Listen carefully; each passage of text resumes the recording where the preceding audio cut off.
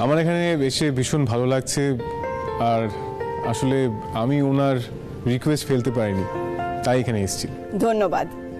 এইরকম একটি সুন্দর অনুষ্ঠানে ইন্দ্রবাবুর মতো একজন ইয়াং ট্যালেন্ট, এরকম ডাইনামিক পার্সোনালিটিকে পেয়ে আমরা অত্যন্ত খুশি হয়েছি। ইন্দ্রবাবু নিজের চেষ্টায় ওনার ফ্যামিলি বিজনেস মানে লাহিড়ী ইন্ডাস্ট্রিকে আজ এই জায়গায় এনেছেন। ইন্দ্রবাবু একজন অত্যন্ত গুণী মানুষ, আর আমি জানি উনি গুণের কদর নিশ্চয়ই করতে পারবেন। না না, প্লিজ এইভাবে বলবেন না। আসলে আমি মৃৎশিল্প তেমন কিছুই বুঝি না, তবে হ্যাঁ আমি এটুকু বুঝি, প্রত্যেকটা শিল্পর পেছনে একটা পরিশ্রম লাগে, আর সেই পরিশ্রম যারা করে সেই শিল্পীদের আমি মন থেকে সম্মান জানাই। সম্মান জানাই? সম্মান জানাই না ছাই?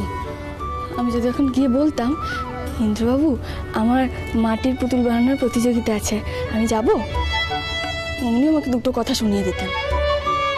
না মিতুল, এটা লাহিড়ী বাড়ি, লাহিড়ী বাড়ির বউরা মাটির পুতুল বানায় না। আপনি না ওই মুখে এসব বলেন, মনে এসব কিচ্ছু ভাবেন না, কিচ্ছু নেই আপনার। স্যার, আপনি এবার আমাদের আজকের প্রতিযোগিতার বিজয়ীর নাম ঘোষণা করে দিন।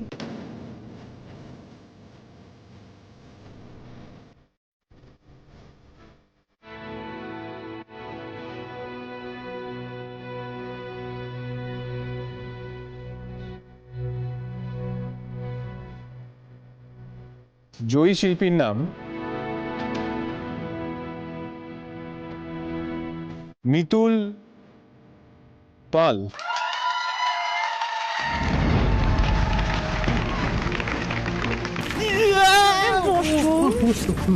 মিতুল, তুমি বুঝতে পারছো?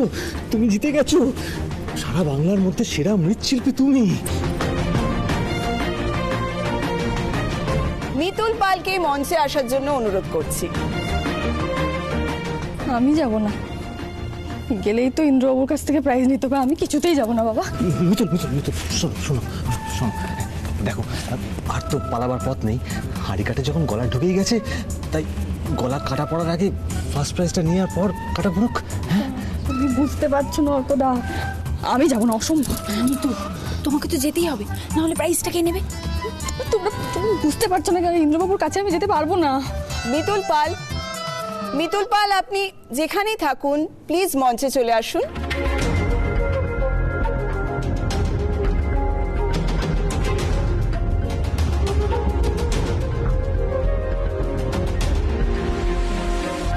আমি কিছুতেই যাব না। মিতুল তুমি টেনশন কেন করছো? তুমি না বাংলার শেষ স্বাধীন রানী। হ্যাঁ চলো, ওটো ওটো ওটো, যেতে হবে। চলো চলো।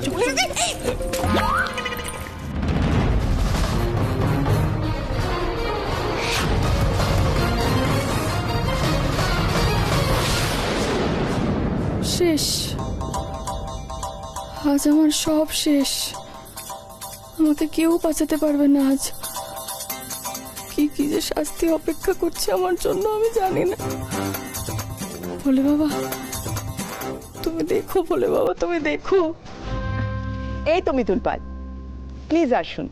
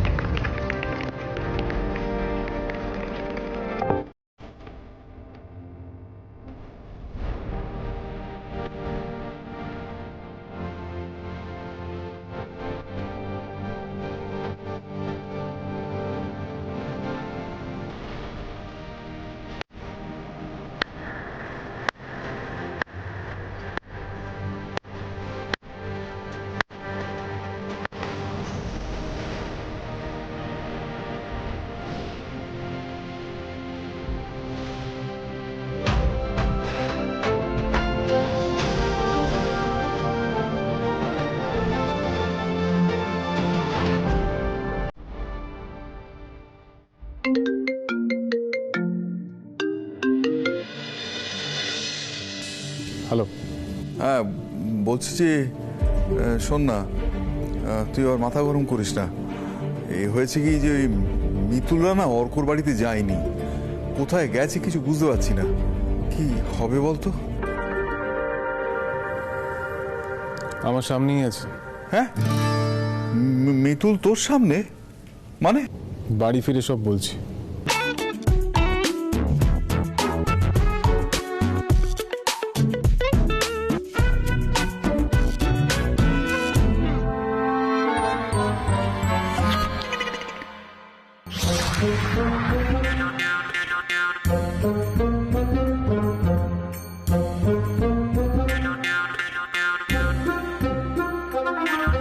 কি বললো ইন্দ্র?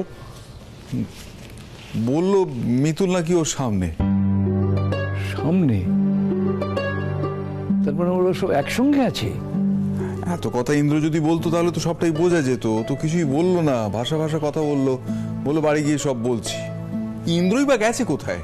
ও তো বলে গেল, তাই না সমস্যা? এই যে ওই সারা বাংলার মৃৎশিল্পীদের নিয়ে একটা কম্পিটিশন হচ্ছে, সেখানেও জাজ হয়ে কোনো একটা জায়গায় গেছে।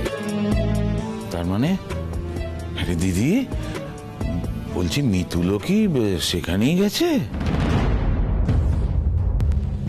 আমি শিওর ইন্দ্র এ ব্যাপারে কিচ্ছু জানে না। মিতুল মিথ্যে কথা বলে সুযোগ বুঝে ওদের নিয়ে বেরিয়ে গেছে। বাবা, আপনি তো সব সময় মিতুলের খুব গুণগান করেন, ওনাকে খুব ভালো মেয়ে, কোনো অন্যায় করতে পারে না। এবার বলুন, কি বলবেন বলুন। একটু শান্ত হও, একটু শান্ত হও বৌমা। ওরা কোথায় গেছে সে খোঁজটা তো পাওয়া গেছে। চুপ করে বসো, ওদের ফিরতে দাও, তারপর বাকি কথা হবে। বাকি কথা বলে আর কি হবে মেসমশাই? তবে একটা কথা ঠিক বলেছে, আগে ইন্দ্রকে ফিরতে দিন, তারপর দেখুন না বাড়িতে কিরকম অশান্তি হয়।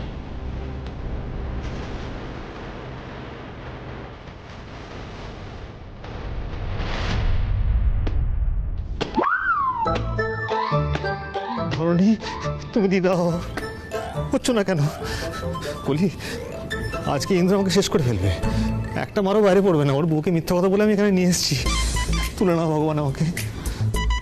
অর্কদা, তুমি একা নও, আজকে আমাদের সবার কপালে দুঃখ আছে।